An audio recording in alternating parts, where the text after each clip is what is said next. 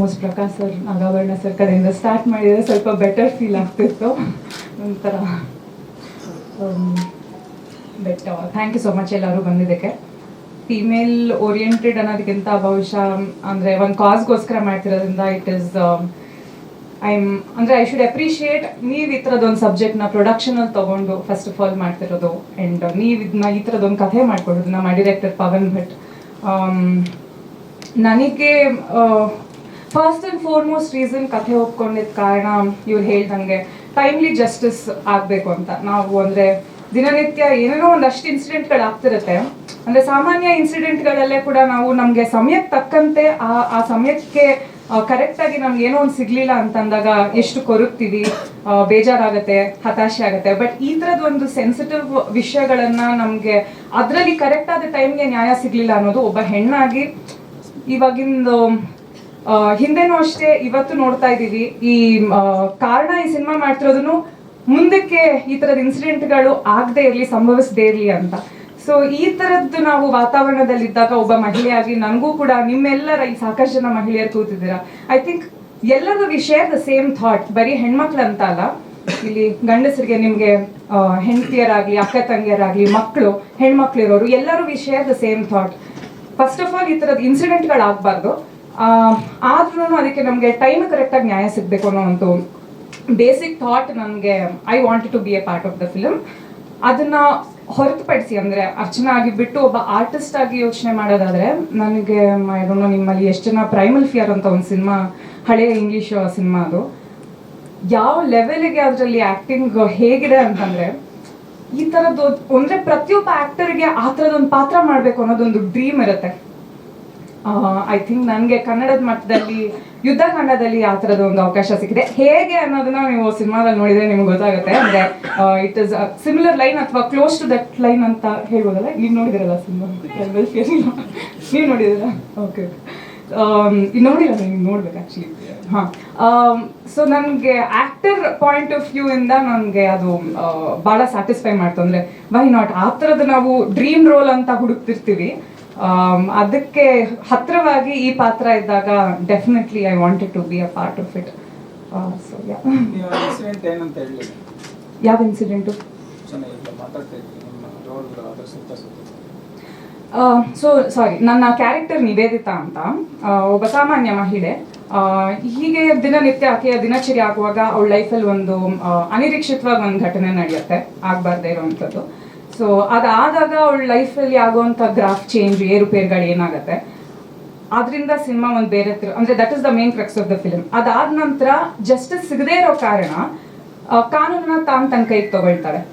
ಅದರಿಂದ ನೆಕ್ಸ್ಟ್ ಏನಾಗುತ್ತೆ, ಇವಾಗ ಆಕೆನ ವಿಕ್ಟಿಮ ಅಥವಾ ಕ್ರಿಮಿನಲ್ ಅನ್ನೋದು ಪ್ರಾಬಬ್ಲಿ ನಿಮ್ಮ ಫ್ಯಾಮಿಲಿಯಲ್ಲಿ ನಡೆಯೋದು, ಸಮಾಜದಲ್ಲಿ ನಡೆಯೋದು? ಫ್ಯಾಮಿಲಿಯಲ್ಲಿ ಸರ್, ಫ್ಯಾಮಿಲಿ. ಅದ್ರ ವಿರುದ್ಧ ನೀವು ಹೇಳ್ಬಾರ್ದು ಕತೆ.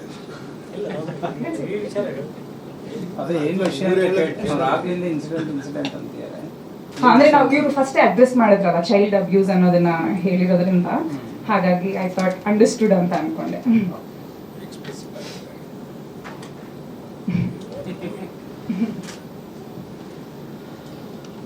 ಆಮೇಲೆ ಸಾಂಗ್ ಕೂಡ ನೋಡಿದ್ರಿ, ಮೇಕಿಂಗ್ ವಿಡಿಯೋ ನೋಡಿದ್ರಿ. ಸೊ ಅದರಲ್ಲಿ ಒಂದು ಅರ್ಥ ಗೊತ್ತಾಗಿರುತ್ತೆ, ಸಾರಾಂಶ ಸಿನಿಮಾದ ಏನು ಅನ್ನೋದು ಒಂದು ಜಿಸ್ಟ್ ಗೊತ್ತಾಗಿರ್ತಲ್ಲ, ಹಾಗಾಗಿ ಅದನ್ನ ಸ್ಟ್ರೆಸ್ ಮಾಡಕ್ ಹೋಗ್ಲಿಲ್ಲ. But that is the incident.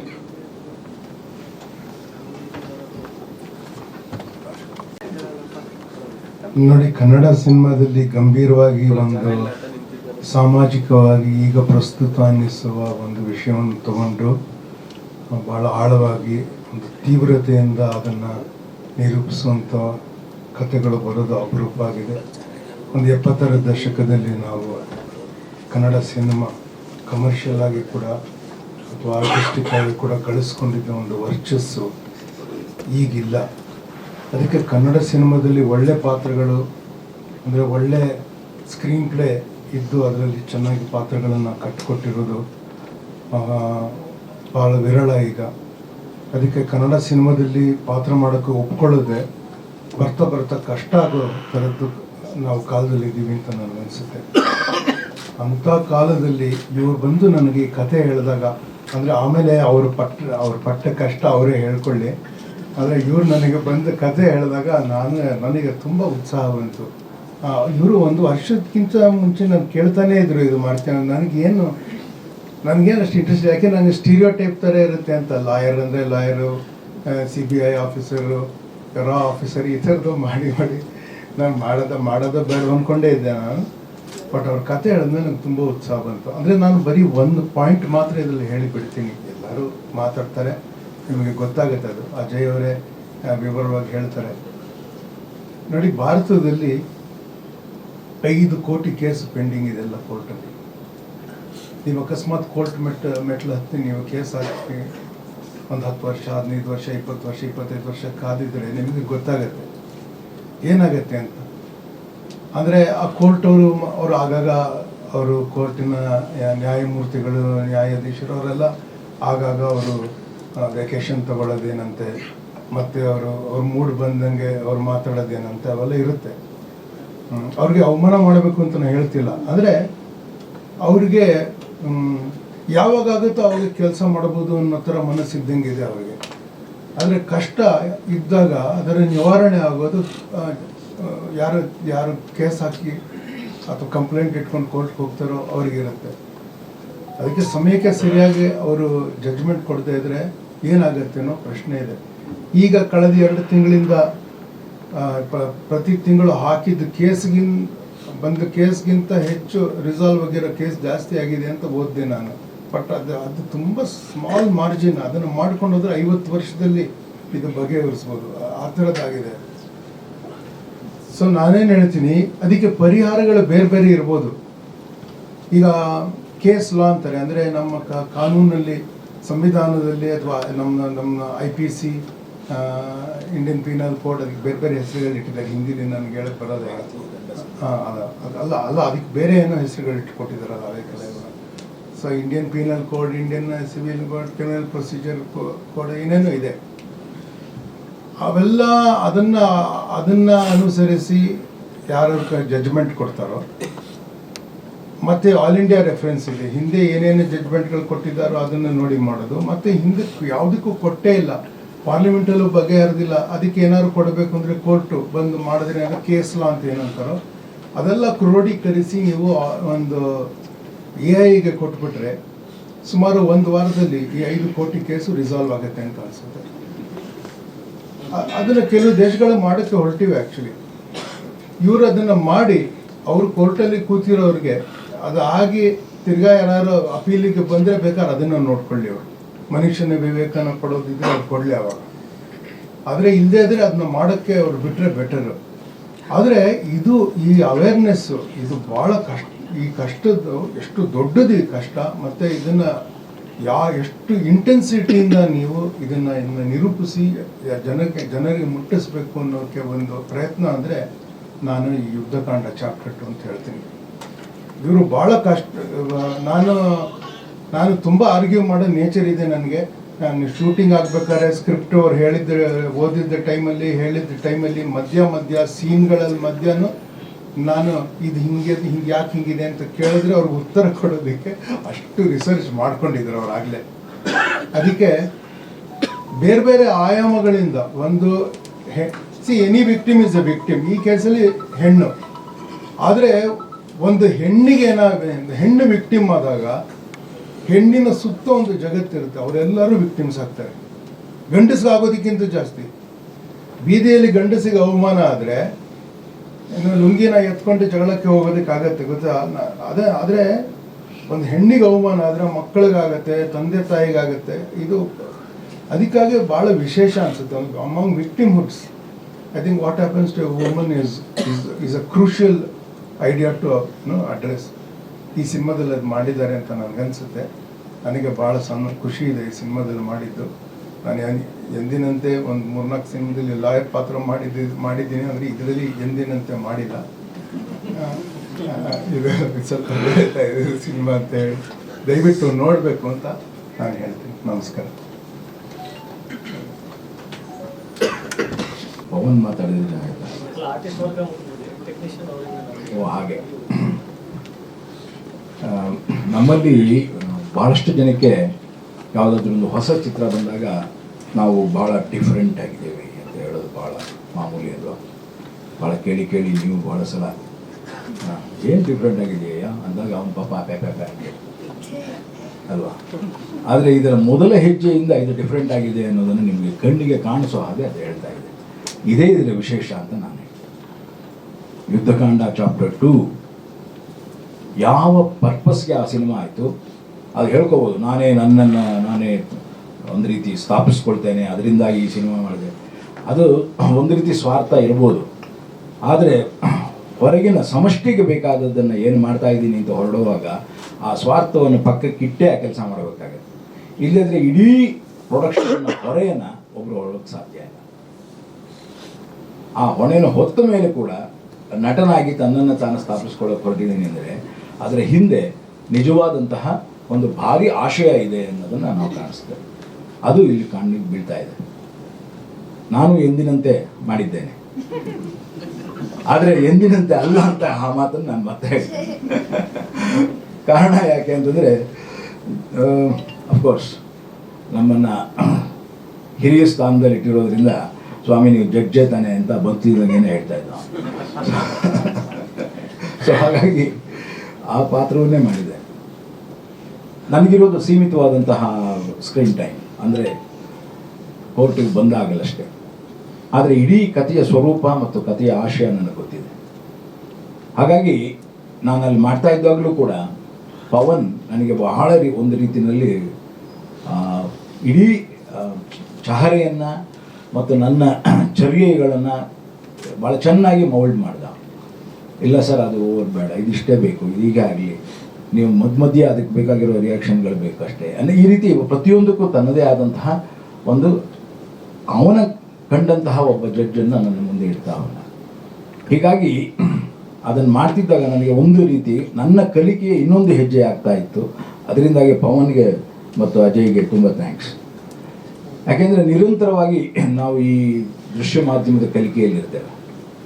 ಬಹಳ ಖುಷಿಯಾಗಿದ್ದೇನಪ್ಪ ಅಂದರೆ ನಾನು ಫಸ್ಟ್ ಡೇ ಕೋರ್ಟ್ನ ಎಕ್ಸ್ಟೀರಿಯರ್ ಶಾಟ್ಗಳಿಗೆ ಎಂಟರ್ ಆದಾಗ ಒಂದು ನಿಜವಾದ ಕೋರ್ಟ್ ಕಾಣ್ತಾ ಇತ್ತು.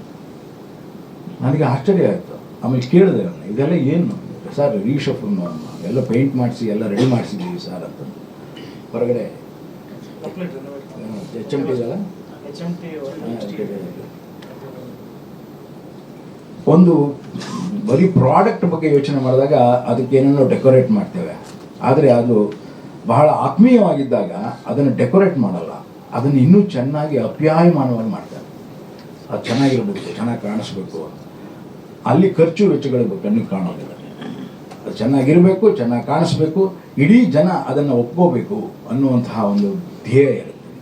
ಅದು ಇಡೀ ಮೇಕಿಂಗಲ್ಲಿ ಕಾಣ್ತಾ ಹೋಗ್ತದೆ. ನನಗೆ ಒಂದು ಕೋರ್ಟ್ ಸೆಟ್ ಹಾಕಿದ್ರು ಕಂಠೀರವದಲ್ಲಿ. ಆ ಸೆಟ್ಗೆ ಬಂದವರು ಎಷ್ಟೋ ಜನಕ್ಕೆ ಗೊತ್ತಿರ್ಬೋದು ಅದು ಹೇಗಿತ್ತು ಅಂತ. ಭಾಳ ಚೆನ್ನಾಗಿತ್ತು. ನಾನೊಬ್ಬ ರಿಕ್ವೆಸ್ಟ್ ಮಾಡಿದೆ, ದಯವಿಟ್ಟು ಹಾಗೆ ಬಿಡಪ್ಪ, ಇನ್ನೊಂದು 4 ಜನ TV ಸೀರಿಯಲ್ ಅವ್ರಿಗೆ ಹೆಲ್ಪ್ ಆಗುತ್ತದೆ ಅಂತಲೂ ಹೇಳಿದೆ. ಹಾಗೆ ಬಿಟ್ಟಿದೆ. ಸೊ ಲಿಟ್ರಲಿ ಯಾವುದೇ ಕೊರತೆ ಇಲ್ಲದ ಹಾಗೆ, ಯಾವುದೇ ಕೋರೆ ಇಲ್ಲದ ಹಾಗೆ ಒಂದು ಫಿಲ್ಮ್ನ ಮಾಡ್ತಾ ಹೋಗೋದಿದೆಯಲ್ಲ, ಅದು ತಮ್ಮ ಆತ್ಮಸಾಕ್ಷಿಗೆ ಅನುಗುಣವಾಗಿ ಆ ಸಿನಿಮಾ ಆಗುತ್ತೆ ಅನ್ನೋದು ನಂಬಿಕೆ ಮೇಲೆ. ಆ ನಂಬಿಕೆ ನಮ್ಮ ಇಡೀ ತಂಡಕ್ಕಿದೆ ಅನ್ನೋ ಕಾರಣಕ್ಕಾಗಿ ಇವತ್ತು ನಾವು ಭಾಳ ಧೈರ್ಯವಾಗಿ ನಿಮ್ಮ ಎದುರು ಕೂತಿದ್ದೇವೆ. ಆ ನಂಬಿಕೆ ನಿಮ್ಮ ಮುಖಾಂತರ ಅದು ಪ್ರೇಕ್ಷಕರನ್ನು ತಲುಪುತ್ತೆ ಅನ್ನುವಂಥ ನಂಬಿಕೆ ಕೂಡ ನಮಗಿದೆ. ಆಮೇಲೆ ಬಹಳ ಇವತ್ತೊಂದು ಒಳ್ಳೆ ಸರ್ಪ್ರೈಸ್, KVN ರಿಲೀಸ್ ಅಂತ. ನಿಜವಾಗ್ಲೂ ಇಟ್ ಈಸ್ ಎ ಸರ್ಪ್ರೈಸ್.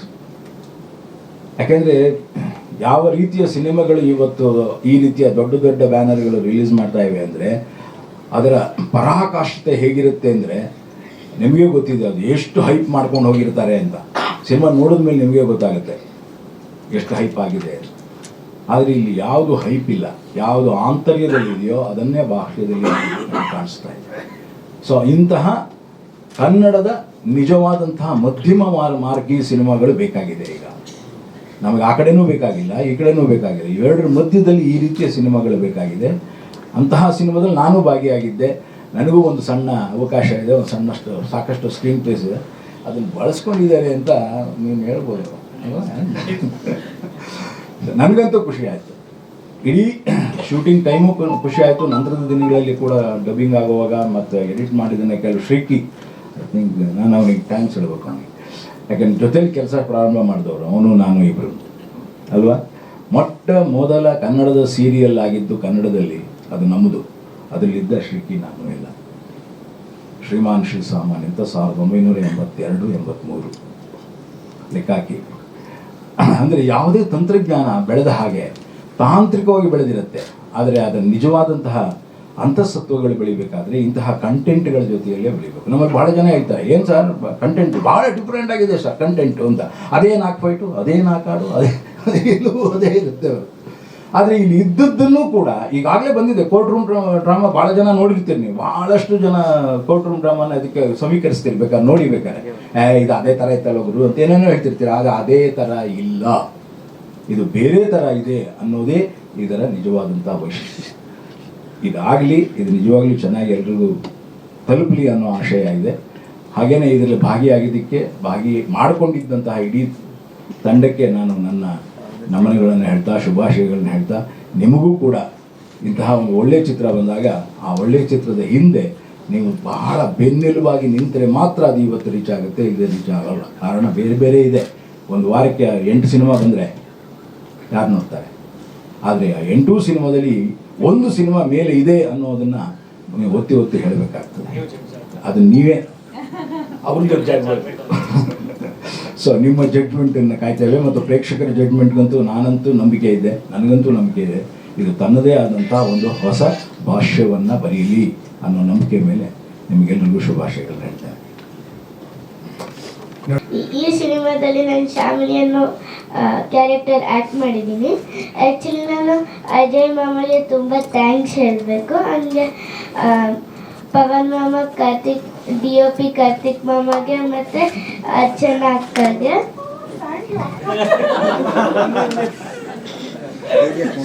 ಆಮೇಲೆ ಅಜಯ್ ಮಾಮ ನನ್ನ ತುಂಬ ಚೆನ್ನಾಗಿ ನೋಡ್ಕೊಂಡಿದ್ದಾರೆ. ನಂಗೆ ಸ್ವೀಟ್ಸ್ ಮತ್ತು ಚಾಕ್ಲೇಟ್ಸ್ ತಂದ್ಕೊಡ್ತಿದ್ರು. ನಾವೆಲ್ಲರೂ ಆಟ ಆಡ್ತಿದ್ವಿ, ಒಂದೊಂದ್ಸತಿ ಶೂಟ್ ಮಾಡ್ತಿದ್ವಿ.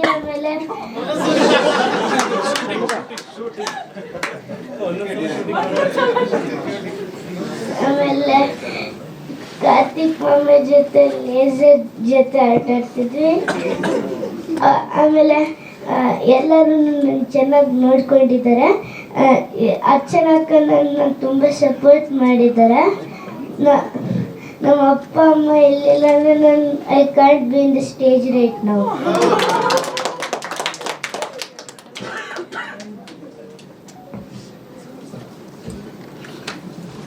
ನಾನು ಮಾತಾಡೋದನ್ನೆಲ್ಲ ರಾಜ್ಯನೇ ಮಾತಾಡ್ಬಿಟ್ಟಿದ್ದೆ. ಎಲ್ರಿಗೂ ನಮಸ್ಕಾರ. ಎಲ್ರಿಗೂ ನಮಸ್ಕಾರ. ಈ ದಿನ ನಮ್ಮ ಜೊತೆ ಬಂದು ಸೇರಿಕೊಂಡಿರುವಂತಹ ಡಿಜಿಟಲ್, ನಾನ್ ಡಿಜಿಟಲ್ ಎಲ್ಲ ಮೀಡಿಯಾ ಫ್ರೆಟರ್ನಿಟಿಗೆ ಹೃತ್ಪೂರ್ವಕವಾದಂತಹ ಸ್ವಾಗತ ಮತ್ತು ಧನ್ಯವಾದಗಳು. ಯುದ್ಧಕಾಂಡ ಚಾಪ್ಟರ್ 2 ಇದು ಕತೆ ಬರೆದಿದ್ದು ಸಾಧಾರಣ 2022 ಆ ಸಮಯದಲ್ಲಿ. ಕತೆ ಹೋಗ ಹೇಗಿದೆ ಅಂದರೆ ಇದರಲ್ಲಿ ಎಲ್ಲ ಕ್ಯಾರೆಕ್ಟರ್ಸು ಇಂಪಾರ್ಟೆಂಟೆ. ಸೊ ನಾನು ಯಾರಿಗೂ ಕತೆನೇ ಹೇಳ್ತಿರ್ಲಿಲ್ಲ ಈ ಕತೆನ. ಒಪ್ಪಲ್ಲ ಅಂದರೆ ಒಬ್ರಿಗೆ ಬಿಲ್ಡಪ್ ಇಲ್ದಿದ್ರೆ ಕತೆ ಯಾರು ಒಪ್ಪಲ್ಲ, ಪ್ರೊಡ್ಯೂಸ್ ಮಾಡಲ್ಲ.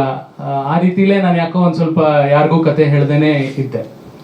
ಆಮೇಲೆ ಪರಮೇಶ್ ಸರ್, ನಿಮ್ಗೆ ಎಷ್ಟು ಥ್ಯಾಂಕ್ಸ್ ಹೇಳಿದ್ರು ಕಡಿಮೆನೆ. ಪರಮೇಶ್ ಸರ್ ಅಜಯ್ ಸರ್ದು ಕ್ಲೋಸ್ ಫ್ರೆಂಡ್. ಅವ್ರ ಮೂಲಕ ನಾನು ಅಜಯ್ ಸರ್ನ ಮೀಟ್ ಆಗಿರೋದು.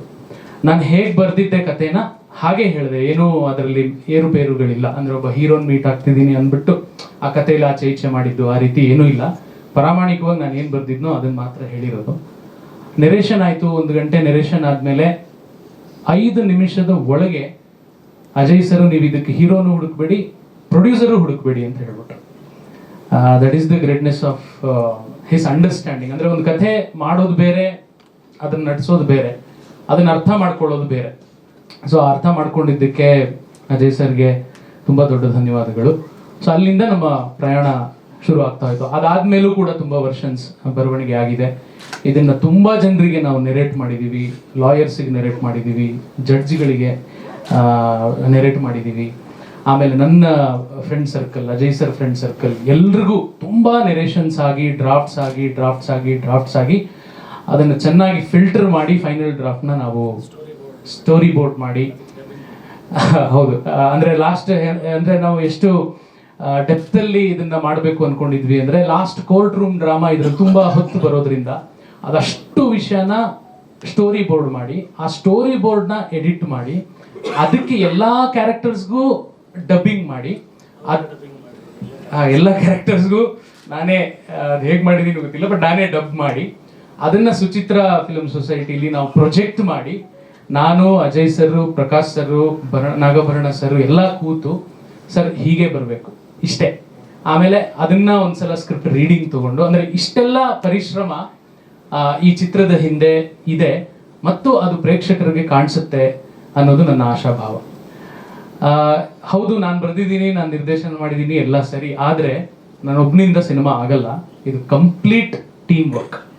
ಸೊ ನಾನೇನೇ ಬರೆದಿರ್ಬೋದು, ಅದಕ್ಕೆ ಕಾರ್ತಿಕ್ ಶರ್ಮಾ ನಮ್ಮ ಸಿನಿಮಾಟೋಗ್ರಫರ್, ಅವರ ಅತ್ಯದ್ಭುತವಾದಂಥ ವಿಜುವಲ್ಸ್ ಇಲ್ಲದೆ, ಕಾರ್ತಿಕ್ ಹೇಗೆ ಅಂದರೆ ಅವರು ಸೀನಿಗೆ ಫ್ರೇಮಿಗೆ ವರ್ಕ್ ಮಾಡಲ್ಲ, ಎಮೋಷನ್ಗೆ ವರ್ಕ್ ಮಾಡ್ತಾರೆ, ಅದು ತುಂಬ ದೊಡ್ಡ ಅಡ್ವಾಂಟೇಜ್. ಸೊ ಅದು ಇಲ್ಲದೆ ಇದ್ದರೆ ಈ ಸಿನಿಮಾ ಆಗ್ತಿರ್ಲಿಲ್ಲ. ಹಾಗೆ ಕಲಾ ನಿರ್ದೇಶಕ, ಪ್ರತಿಯೊಂದು ಫ್ರೇಮು ಚೆನ್ನಾಗಿ ಕಾಣಿಸ್ಬೇಕು ಅಂದರೆ ಕಲಾ ನಿರ್ದೇಶಕರಾದಂಥ ಅಮರ್, ಸೊ ಅವರ ಕೊಡುಗೆ ಇಲ್ದಿದ್ರೆ ಈ ಸಿನಿಮಾ ಆಗ್ತಿರ್ಲಿಲ್ಲ.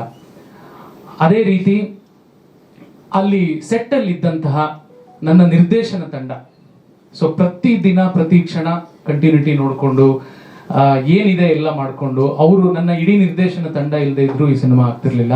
ಹಾಗೆ ಸ್ಪಾಟ್ ಎಡಿಟರ್ಸ್ ಇದ್ರು, ನವೀನ್ ಮತ್ತೆ ಮಹಾದೇವ್, ಅವ್ರ ಕೊಡುಗೆನೂ ಇದೆ. ಆಮೇಲೆ lighting team, MCS lighting team, Dileep ಮತ್ತು ತಂಡ, ಹಾಗೆ ಒಬ್ಬ ಫೋಕಸ್ ಪುಲ್ಲರ್ ಹರೀಶ್ ಅಣ್ಣ ಅಂತ ಫೋಕಸ್ ಪುಲ್ಲರ್, ಅವರು ಕೂಡ ಅಷ್ಟು ಇನ್ವಾಲ್ವ್ ಆಗಿ ಈ ಚಿತ್ರೀಕರಣದಲ್ಲಿ ತೊಡಗಿಸ್ಕೊಂಡಿದ್ರು. ಸೊ ಇಡೀ ತಂಡ ಒಂದು ಇಲ್ಲದೆ ಇದ್ರೆ ನಿರ್ದೇಶಕನ ಕೆಲಸ ಪೂರ್ತಿ ಆಗೋದಿಲ್ಲ, ಆದರೂ ಅದು ಸರಿಯಾಗಿ ಎಕ್ಸಿಬಿಟ್ ಆಗೋದಿಲ್ಲ. ಹಾಗೆ ತದನಂತರ ಆಕ್ಟರ್ಸ್, ನಿಜವಾಗ್ಲೂ Prakash sir, Bharana sir, Ajay sir, Archana madam, Rajnya ಅಷ್ಟು ಅತ್ಯದ್ಭುತವಾದಂತಹ ನಟನೆ ಮಾಡಿದ್ದಾರೆ. ನಾನು ಅದನ್ನು ಬಹಳ ಧೈರ್ಯವಾಗಿ ಈ ದಿನ ನಿಮ್ಮೆಲ್ಲರ ಮುಂದೆ, ಇಷ್ಟು ಕ್ಯಾಮ್ರಾ ಮುಂದೆ ಹೇಳಬಲ್ಲೆ. ಈ ಪರ್ಫಾರ್ಮೆನ್ಸ್ಗಳನ್ನು ಜನರು ತೆರೆ ಮೇಲೆ ನೋಡಬೇಕು, ನೋಡಿ ಎಂಜಾಯ್ ಮಾಡಲೇಬೇಕು. ಸೊ ಆ ರೀತಿಯಾದಂತಹ ಪರ್ಫಾರ್ಮೆನ್ಸ್ ಎಲ್ರದು. ಎಸ್, ಹಾಗೆ ಇನ್ನೊಂದಷ್ಟು ಕಲಾವಿದರು, ಸುಪ್ರೀತಾ ಆಗಿರ್ಬೋದು, ಸುಜಿತ್ ಆಗಿರ್ಬೋದು, ತುಂಬ ಜನ ಇದ್ದಾರೆ. ಅದರ ಡೀಟೇಲ್ಸ್ ಎಲ್ಲ ದಯವಿಟ್ಟು ಕೊಡ್ತೀನಿ, ಮರೆತೋದ್ರೆ ದಯವಿಟ್ಟು ಕ್ಷಮಿಸಬೇಕು. ಸೊ ಇದೆಲ್ಲ ಕಂಪ್ಲೀಟ್ ಟೀಮ್ ವರ್ಕ್ ಸಿನಿಮಾ. ಅದರ ಹೆಸರೇ ಯುದ್ಧಕಾಂಡ ಚಾಪ್ಟರ್ 2. ಸೊ ಎಲ್ರಿಗೂ ಧನ್ಯವಾದಗಳನ್ನು ನಾನು ಈ ವೇದಿಕೆ ಮೂಲಕ ಹೇಳೋದಕ್ಕೆ ಇಷ್ಟಪಡ್ತೀನಿ. ಹಾಗೆ ತದನಂತರ ಪೋಸ್ಟ್ ಪ್ರೊಡಕ್ಷನ್ ಅಂತ ಬಂದರು, ಅದು ಇನ್ನೊಂದು, ಅಲ್ಲಿಗೆ ಶೂಟಿಂಗ್ ಮಾಡೋದು ಒಂದು ರೀತಿ ಸುಲಭ ಅನಿಸ್ಬಿಡುತ್ತೆ ಪೋಸ್ಟ್ ಪ್ರೊಡಕ್ಷನ್ಗೆ ಬಂದಾಗ, ಯಾಕಂದರೆ ಅಲ್ಲಿ ಎಡಿಟಿಂಗ್. ಸೊ ನಮ್ಮ ಶ್ರೀ ಸರ್ ಎಡಿಟಿಂಗಲ್ಲಿ ನಮಗೆ ಇನ್ನೊಂದು ಪರ್ಸ್ಪೆಕ್ಟಿವ್ನ ಕಟ್ಕೊಡ್ತಾ ಇದ್ರು. ನೋಡಿ, ಈ ಸೀನ್ ನೀವು ಹಿಂಗೆ ಅನ್ಕೊಂಡಿದ್ರಲ್ಲ, ನಾನು ಹಿಂಗೆ ಮಾಡಿ ನೋಡಿಸ್ತಿದ್ದು, ಇದೆಲ್ಲ ಇರ್ತಿತ್ತು ನಮ್ದು ಎಕ್ಸಸೈಸಸ್.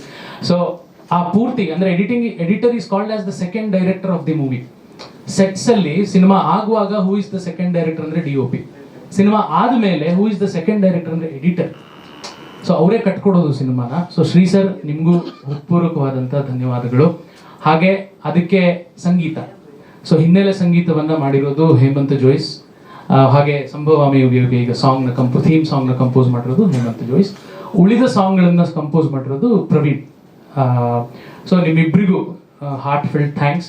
ಸೊ ಹೃತ್ಪೂರ್ವಕ ಧನ್ಯವಾದಗಳು.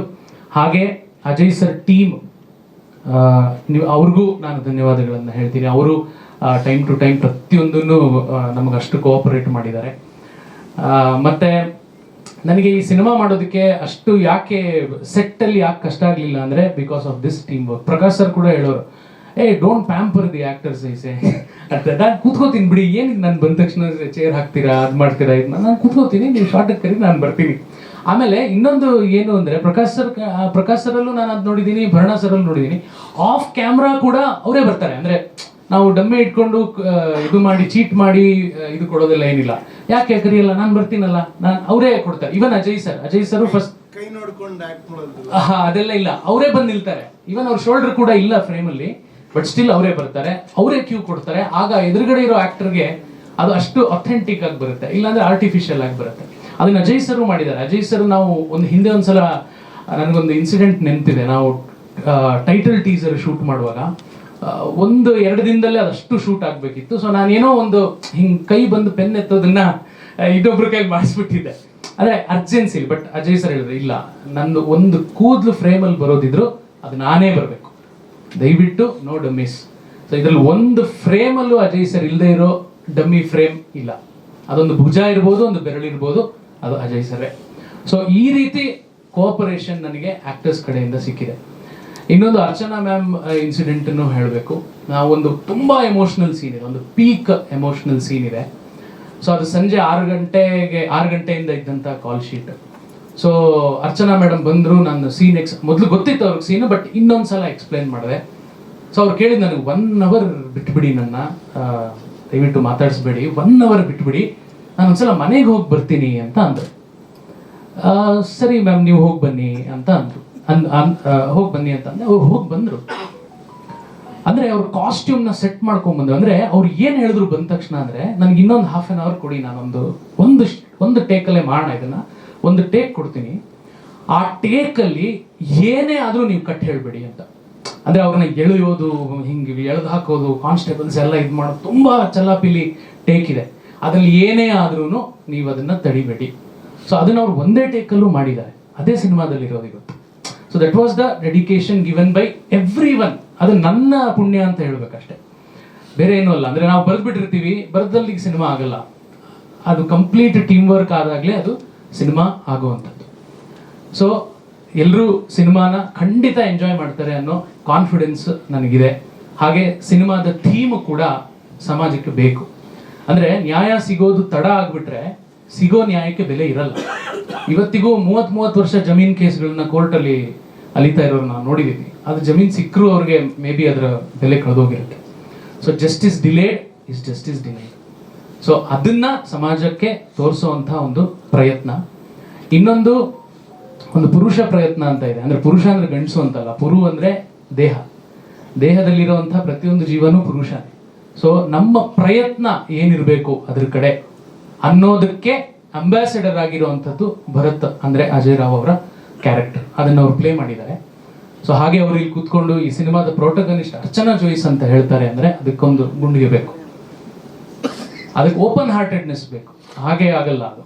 ಸೊ ಅದೇ ರೀತಿ ನನ್ನ ಟೀಮ್, ಸೊ ಎಲ್ಲರೂ ಅದೇ ರೀತಿ ಕೆಲಸ ಮಾಡಿದ್ದಾರೆ. ಮತ್ತೊಮ್ಮೆ ಯಾರದೇ ಒಂದು ಹೆಸರು ಮರ್ತೋಗಿದ್ರು ದಯವಿಟ್ಟು ನನ್ನ ಕ್ಷಮಿಸಬೇಕು.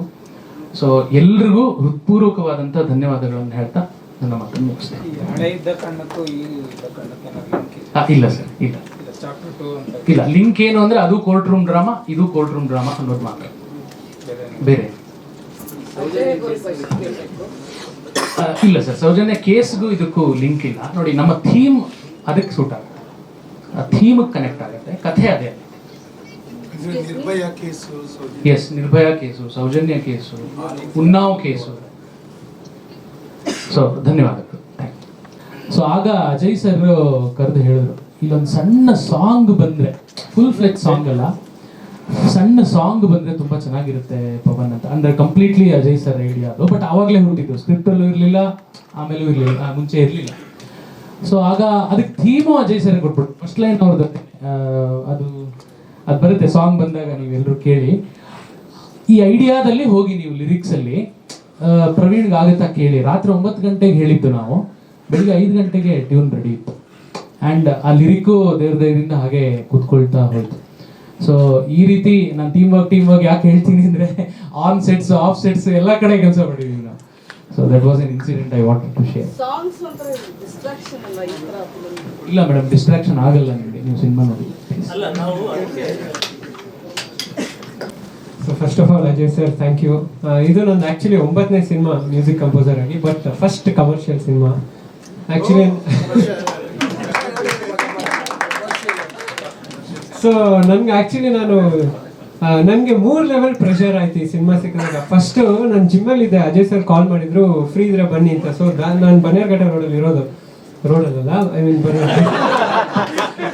ಸೊ ನಾನು ಅಲ್ಲಿಂದ ಸರ್ ಆಫೀಸಿಗೆ ಹೋಗೋಕ್ಕೆ ಸುಮಾರು 1.5 ಗಂಟೆ, ತಲೆಯಲ್ಲಿ ಬರೀ ಯುದ್ಧಕಾಂಡ, ಮ್ಯೂಸಿಕ್ ಹಿಂಗೆ ಫಸ್ಟ್ ಪ್ರೆಷರ್ ಏನಂದ್ರೆ ಇಷ್ಟು ದೊಡ್ಡ ಪ್ರಾಜೆಕ್ಟ್ ಹ್ಯಾಂಡಲ್ ಮಾಡಬೇಕು ಅನ್ನೋ ಒಂದು ಪ್ರೆಷರ್ ಇತ್ತು. ನೆಕ್ಸ್ಟ್ ಸರ್ ಆಫೀಸ್ಗೆ ಹೋಗಿ ಕೂತ್ಕೊಂಡು ಕೂಡಲೇ ಸರ್ ಸ್ಟೋರಿನ ಎಕ್ಸ್ಪ್ಲೈನ್ ಮಾಡಿದರು. ಆ್ಯಂಡ್ ಬರೀ ಕ್ಲೈಮ್ಯಾಕ್ಸ್ ತೋರಿಸ್ತೀನಿ ನೋಡಿ ಅಂತ ಒಂದು 10 minutes ತೋರಿಸಿದ್ರು. ಆ್ಯಂಡ್ ವಿತೌಟ್ ಮ್ಯೂಸಿಕ್ ನನಗೆ ಲಿಟ್ರಲಿ ಅಳು ಬಂತು ನೋಡಿದಾಗ. ಸೊ ಅಲ್ಲಿ ಪ್ರೆಷರ್ ಡಬಲ್ ಆಯಿತು, ಈ ಲೆವೆಲ್ಗೆ ಮ್ಯೂಸಿಕ್ ಮಾಡಬೇಕು ಅಂತ. So that was the second biggest pressure. ಮೂರನೇದೇನಾಯಿತು, ಹಿಂಗಿದೆ ಅಂದರು, ನನಗೇನು ಹೇಳಬೇಕು ಗೊತ್ತಾಗಿಲ್ಲ ಸರ್, ಏನು ಹೇಳಬೇಕು ಗೊತ್ತಾಗ್ತಿಲ್ಲ ಅಂತ. ಆ್ಯಂಡ್ ಸ್ಟಾರ್ ಕಾಸ್ಟ್ ಎಲ್ಲ ನೋಡಿ ಅಫ್ಕೋರ್ಸ್ ಪ್ರವೀಣ್ ಅವ್ರು ಹೇಳ್ದಂಗೆ it is like dream come true, ಚಿಕ್ಕಲಿಂದೆಲ್ಲ ನೋಡಿ ಬೆಳೆದು and to work with them ಅಂತ. ನೆಕ್ಸ್ಟ್ ಪ್ರೆಷರ್, ಹೈಯೆಸ್ಟ್ ಪ್ರೆಷರ್ ಯಾವಾಗ ಬಂದಿದ್ದು ಅಂದರೆ, ನಾನು ಕೂತ್ಕೋತೀನಿ ಕಂಪೋಸ್ ಮಾಡೋಕೆ, ನಿಮ್ಮ ಹಿಂದೆ ಓಕೆ ಅಲ್ವಾ ಅಂದರು ಅಜಯ್ ಸರು. ಸೊ ಫಸ್ಟ್ ಆಫ್ ಆಲ್ ಹಾಗೆ ಕಂಪೋಸ್ ಮಾಡಿದ್ರೆ ಸ್ವಲ್ಪ ಪ್ರೆಷರ್, ಅದರಲ್ಲಿ ಸರ್ ಬೇರೆ ಜೊತೆ ಕೂತ್ಕೊಂತೀನಿ ಅಂದರೆ ಅಂತ. But that turn out to be a boon, because ಸರ್ರಿಗೆ ಎಷ್ಟು ಕ್ಲಿಯರಾಗಿ ಎಲ್ಲ ಏನು ಬೇಕು ಅಂತ ಗೊತ್ತಿತ್ತು ಅಂದರೆ, ನೀವು ಮೂವಿ ಮ್ಯೂಸಿಕ್ನ ಡೀಟೇಲಾಗಿ ಅಬ್ಸರ್ವ್ ಮಾಡಿದರೆ ಆ ಮೂವಿಲಿ ಒಂದೊಂದು ಮೂಮೆಂಟ್ಗೆ ಅವ್ರು ಅಬ್ಸರ್ವ್ ಮಾಡಿರೋದು. I mean as A composer ನಾನು ಅಬ್ಸರ್ವ್ ಮಾಡಿರಲಿಲ್ಲ. ಹೇಮಂತ್ ಇದು ಇಲ್ಲಿಗೆ ಎಂಡ್ ಆಗಬೇಕು ಅಂತ ನಾನು, ಸರ್ ಅದು ಅಬ್ರಾಪ್ಟ್ ಆಗಲ್ವ ಅಂದರೆ ಜಸ್ಟ್ ಆ ಸೀನ್ ನೋಡಿ ಅಂತ ಹೇಳೋರು. ಸೊ ಅವ್ರದ್ದೊಂದು ಹ್ಯಾಂಡ್ ಮೂಮೆಂಟಿಗೆ ಕೂಡ he was so particular. Sir ಹೇಳಿದ್ರು ಆವಾಗಲೇ ಎಷ್ಟು ಪರ್ಟಿಕ್ಯುಲರ್ ಆಗಿ ಅವರು ಒಂದು ಡ್ರೆಸ್ ಸೆಲೆಕ್ಷನ್ಗೆ ಹೋಗ್ತಿದ್ರು ಅಂತ. ಸೇಮ್ ವೇ ಮ್ಯೂಸಿಕಲಿ ಕೂಡ he was very particular and ಅವ್ರಿಗೆ ಎಕ್ಸಾಕ್ಟ್ಲಿ ಗೊತ್ತಿತ್ತು. ಆ್ಯಂಡ್ ಇನ್ನೊಂದು ಏನಾಯಿತು ಅಂದರೆ, ಜನರಲಿ ಇವಾಗ ಡೈರೆಕ್ಟರ್ ಜೊತೆ ಡಿಸ್ಕಸ್ ಮಾಡುವಾಗ ಅವ್ರು ಹೇಳ್ತಾರೆ ಮ್ಯೂಸಿಕಲಿ ಹೆಂಗೆ ಎಲಿವೇಟ್ ಮಾಡ್ಬೇಕು ಸೀನ್ನ ಅಂದರೆ ಅಂತ. ಬಟ್ ಈ ಮೂವಿಲಿ ಅದು ಅವಶ್ಯಕತೆನೇ ಇರಲಿಲ್ಲ, ಬಿಕಾಸ್ ನಾನು ಮ್ಯೂಟಲ್ಲಿ ನೋಡಿದಾಗ್ಲೇ ಟೀಯರ್ಸ್ ಬಂತು. ಅಂದರೆ the movie has that power. And ಇನ್ನೊಂದು ವಿಚಾರ ಸರ್ ಬಗ್ಗೆ ಹೇಳಕ್ಕೆ ಇಷ್ಟಪಡ್ತೀನಿ, ಹೌ ಹಂಬಲ್ ಅಂತ. ನಮ್ಮ ಮನೆಗೆ ಡೈಲಿ ಬರೋರು ಅಲ್ಲಿಂದ ಅವರು ಬಂದು ಅವರೇನೆ ನನಗೆ ರಿಮೈಂಡ್ ಮಾಡೋರು, ಹೇಮಂತ್ 7 ಆಯಿತು ಸಂಜೆ, ನೀವು ಜಿಮ್ಮಿಗೆ ಹೋಗ್ಬಿಡಿ ಸಾಕು ಇವತ್ತು ಅಂತ. ಆ್ಯಂಡ್ ಅವರೇ ಕಾಫಿ ಮಾಡಿ, ಅವರೇ ತಟ್ಟೆ ಲೋಟ ತೊಳೆದು ಅವರೇ ಇಡೋರು. ಆ್ಯಂಡ್ ಇನ್ನೊಂದು ದುಡ್ಡಿನ ವಿಚಾರ ಹೇಳಕ್ಕೆ ಇಷ್ಟಪಟ್ಟೆ ಬರ್ತೀನಿ, ಬಿಕಾಸ್ ಅವಾಗಲೇ ಬಂತು, ಸರ್ ಕೇಳಿದ್ರು ಕ್ವಶನ್. ಚಾಮುಂಡೇಶ್ವರಿ ಸ್ಟುಡಿಯೋಲಿ ನಾವು DTS 7.1 ಮಿಕ್ಸ್ ಎಲ್ಲ ಮುಗಿಸ್ತಾ ಇದ್ವಿ. ಹೊರಗಡೆ ಬಂದಾಗ ಒಂದು ಟೀ ಕುಡ್ಕೊಂಡು ಬಂದ್ವಿ. ನಾನು ಅಜಯ್ ಸರ್ ಎಲ್ಲ ನಿಂತಿದ್ವಿ. ಸರ್ ಹೆಂಗಾದ್ರೂ ಇದೊಂದು ಸೂಪರ್ ಆಗಿ ಹಿಂಗೆ ಆಗಬೇಕು ಅಂತೆಲ್ಲ ಅಂದಾಗ ಸರ್ ನನಗೆ ಹೇಳಿದ ಒಂದೇ ಮಾತು, ಹೇಮಂತ್ ಇದು ನಾನು ಸೆಟ್ಲ್ ಆಗಕ್ಕೆ ಮಾಡ್ತಿರೋದಲ್ಲ, ಇದರಿಂದ ಸುಮಾರು ಜನ ಸೆಟ್ಲ್ ಆಗಬೇಕು, ನನ್ನ ತಲೆಯಲ್ಲಿ ಅವ್ರು ಇದ್ದಾರೆ, ಅವ್ರಿಗೋಸ್ಕರ ಇದು ಮಾಡಿರೋದು ಅಂತ. And since day 1 he has been the same guy. So thank you so much to the whole team. Thank you. As usual cinema ಎಲ್ಲ ಮುಗಿದಾಗ ಜನರಲಿ ಪ್ರೊಡ್ಯೂಸರ್ ಜೇಬ್ ಖಾಲಿ ಆದಾಗಲೇ ಎಡಿಟರ್ ಕೆಲಸ ಮಾಡೋದು. ಬಟ್ ಈ ಪ್ರೊಡಕ್ಷನ್ ಅಲ್ಲ, ಇನ್ ಜನರಲ್ ಪ್ರೊಡ್ಯೂಸರ್ ಜಾಬಲ್ಲಿ ದುಡ್ಡು ಇಲ್ದಿದ್ದಾಗ editor ಹತ್ರ ಕೆಲಸ ಬರುತ್ತೆ, ಮಾಡ್ಕೊಡ್ತೀನಿ ಏನೋ ಅಂತ. ಬಟ್ ಈ ಸಿನಿಮಾದಲ್ಲಿ ನನ್ನ ಹೆಸರು ಟೈಟಲ್ ಕಾರ್ಡಲ್ಲಿ ನನ್ನ ಹೆಸರು ಕಾಣಿಸುತ್ತೆ, ನನ್ನ ಕೆಲಸ ಏನು ಕಾಣಿಸೋದಿಲ್ಲ ಅಂತ ಅಂದ್ಕೊಂಡಿದ್ದೀನಿ. ಯಾಕೆ ಅಂತಂದರೆ, ಒಂದು ಸಿನಿಮಾ ನೀವು ಕಥೆ ಒಳಗಡೆ ಅದು ಎಳ್ಕೊಂಡು ಹೋಯ್ತು ಅಂತಂದರೆ, you don't notice a cut. If you don't notice a cut, that means you are into the film. So I hope nobody will notice my cuts.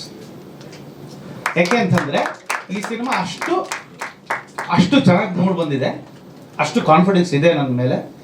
ಯಾಕೆಂದರೆ ಈ ಸಿನಿಮಾ ಮೇಲೆ ನನಗೆ ಅಷ್ಟು ಕಾನ್ಫಿಡೆನ್ಸ್ ಇದೆ. ಬರೀ ಟೈಟಲ್ ಕಾರ್ಡಲ್ಲಿ ನನ್ನ ಹೆಸರು ನೋಡಿ, ಮಿಕ್ಕಿದ್ದೆಲ್ಲ ಸಿನಿಮಾ ನೋಡಿ.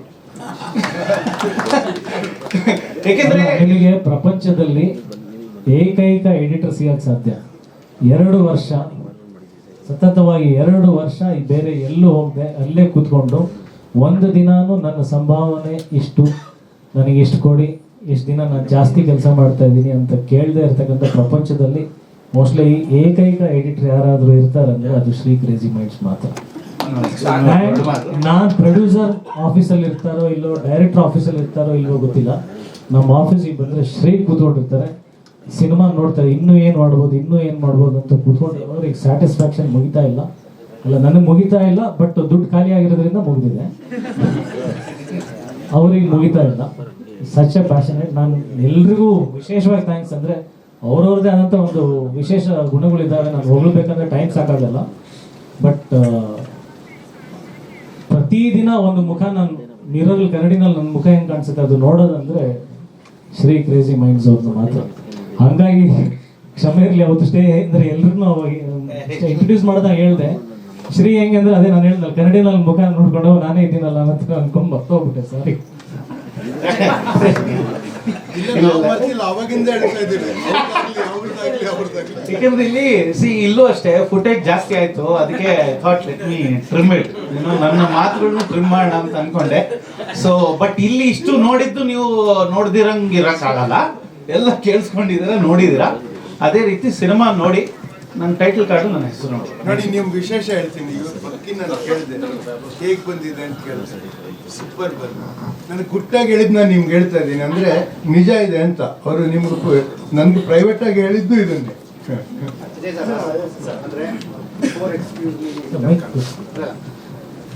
ಅಂದರೆ ಎಕ್ಸ್ಕ್ಯೂಸ್ ಮೀ ಅಂತ ಮುಂಚೆ, ಎಕ್ಸ್ಕ್ಯೂಸ್ ಆದ ನಂತರ ಇಲ್ಲಿ ತನಕವು ಅಂದರೆ ಪ್ರತಿಯೊಬ್ಬ ನಟನ ಸಿನಿಮಾನು ಒಂದು ಹೋರಾಟನೇ, ಒಂದು ಯುದ್ಧನೇ. ಅದು ಯುದ್ಧ ಕಾಂಡ ತನಕ ಅಜಯ್ ಅವರಿಗೆ ತುಂಬ ನೀಟಾಗಿ ಅಪ್ಲಿಕೇಬಲ್ ಆಗಿದೆ ಅಂತ ನಮಗನ್ನಿಸ್ತದೆ. ಇದು ಸರಿನಾ ಸರ್? ಅದು ಕೊನೆ ಇರುವವರೆಗೂ ನಿರಂತರ ಹೋರಾಟ ಇದ್ರೇ ಮಜಾ. ಏನು ಕೆಲಸ ಇಲ್ಲದೆ ಮನೇಲಿ ಕೂತ್ಕೊಂಡ್ರೆ ಒಂದು ಕಬ್ಬಣನೂ ತುಕ್ಕಿಡಿಯುತ್ತೆ. ಕೆಲಸ ಮಾಡ್ತಾ ಇರ್ಬೇಕು ಸರ್, ಕಷ್ಟಗಳು ಬರಬೇಕು, ರಿಸ್ಕ್ ಬರಬೇಕು, ಅದನ್ನ ಎಂಜಾಯ್ ಮಾಡುವಂಥ ಎಬಿಲಿಟಿ ಇರಬೇಕು. ಅದು ಯಾವಾಗ ತನಕ ಇರಲ್ಲ, ಏನು ಥ್ರಿಲ್ಲೇ ಇಲ್ಲ ಲೈಫಲ್ಲಿ, ಏನು ರಿಸ್ಕೇ ಇಲ್ಲ ಅಂತಂದ್ರೆ ನಿಮ್ಗೆ ಈ ಸಿನಿಮಾನೇ ನೋಡ್ಬೇಕಾದ್ರೆ ಸರ್ ಎಂಗೇಜಿಂಗ್ ಯಾವಾಗಿರುತ್ತೆ, ಮುಂದೆ ಏನಾಗುತ್ತೆ ಅಂತ ಇದ್ರೆ ಮಾತ್ರ ನೀವು ಎಡ್ಜ್ ಆಫ್ ದಿ ಸೀಟಲ್ಲಿ ಕೂರ್ತೀರ. ನನ್ನ ಲೈಫಲ್ಲಿ ನಾನು ಹಂಗಿದ್ರೆ ತಾನೇ ನನ್ನ ಲೈಫ್ನ ಎಂಜಾಯ್ ಮಾಡೋಕ್ಕೆ ಸಾಧ್ಯ. So there should be risk, there should be thrill. Climax ಅನ್ನೋದು ಬರಬಾರ್ದು ಸರ್, ಅದು ಚಾಪ್ಟರ್ಸ್ಗಳು ಹಂಗೆ ಕಂಟಿನ್ಯೂ ಆಗಬೇಕು. ನಮ್ಮ ಮುಂದಿನ ಜನ್ಮ ಬಂದ್ರೂ ಮತ್ತೆ ಅಣ್ಣವ್ರು ಹೇಳ್ದಂಗೆ ಬ್ರಹ್ಮ ಇಲ್ಲೇ ಬರೆದಿಟ್ಟಿದ್ದಾನೆ, ಇಲ್ಲೇ ಹುಡ್ತೀನಿ, ಕಲಾವಿದನಾಗಿ ಹುಡ್ತೀನಿ, ಮತ್ತೆ ಹೋರಾಟ ಮಾಡ್ತೀನಿ. ಚೆನ್ನಾಗಿದೆ, ಕನೆಕ್ಟ್ ಆದರೆ ಆಕಸ್ಮಿಕಕ್ಕೆ. Thank you so much.